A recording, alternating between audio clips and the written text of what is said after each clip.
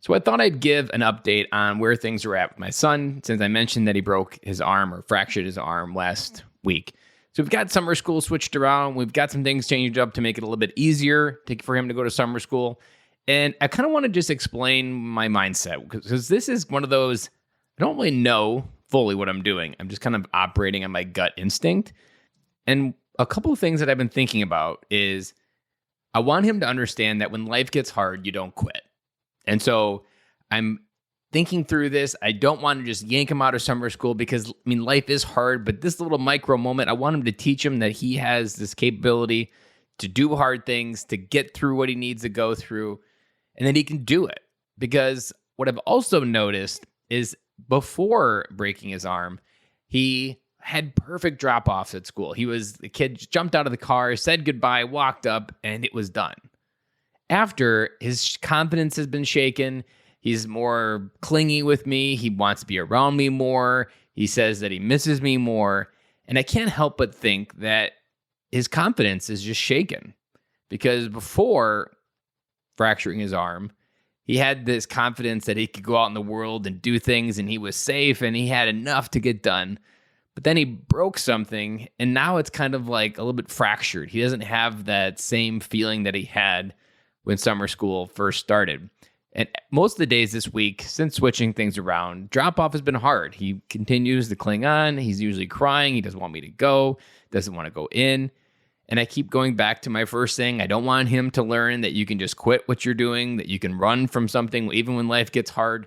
And I know he's 6, but these little moments like this are going to teach him things that then I can also recall later when things are hard and teach him what it really takes to be an adult, that life's going to be hard. I don't want him to have this idea that when life gets hard, there's just someone that shows up to make it easy. That's not how adulting works. And if you're listening to this, you know what I'm talking about.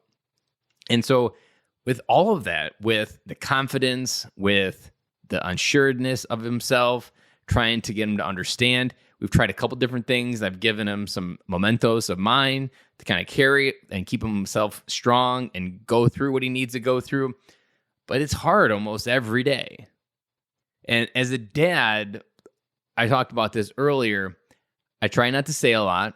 I try not to do a lot other than just stand there, remain calm, take deep breaths with him, hold him, give him hugs.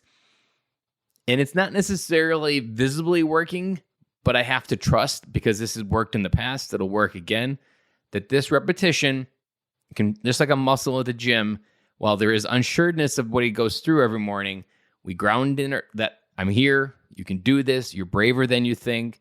And these words, I have to believe, are going to just continue as I continue to breathe life into those words and get him refocused that he does have that confidence, even though he hurt himself.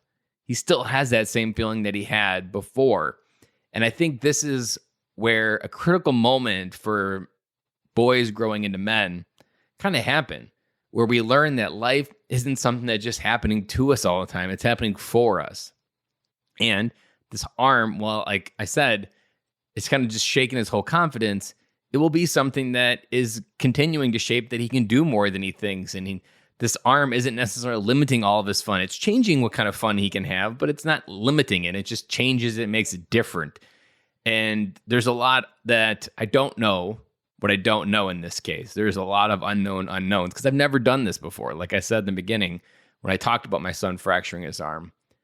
But I want to just kind of open up what my thought patterns are on the front lines of something that I'm not certain of. Because as a host of this podcast, you might think I've experienced all these different things, and I've got a good catalog of different experiences on what's worked, how did that play out.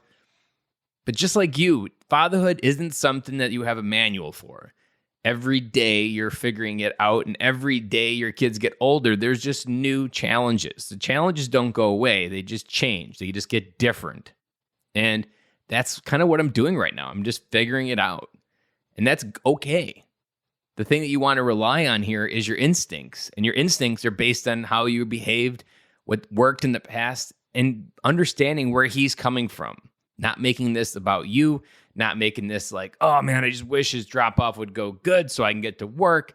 Like, this is this little 5-minute moment is where it all happens. This is the moment you want to show up and kind of turn you off for a little bit and show up for him and help breathe that oxygen into him again and help him. And so these are the moments that happen little by little. But it's these little moments on the front lines of fatherhood where fatherhood happens. And like I said, this isn't some sexy picture, but this is where fatherhood shapes him as he grows up into the man that I want him to be. And he can be. Not necessarily who I want him to be, but who he believes he can be.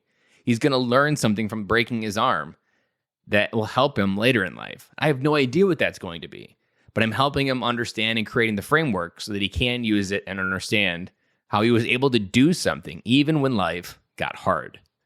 And I'll be back again with you tomorrow.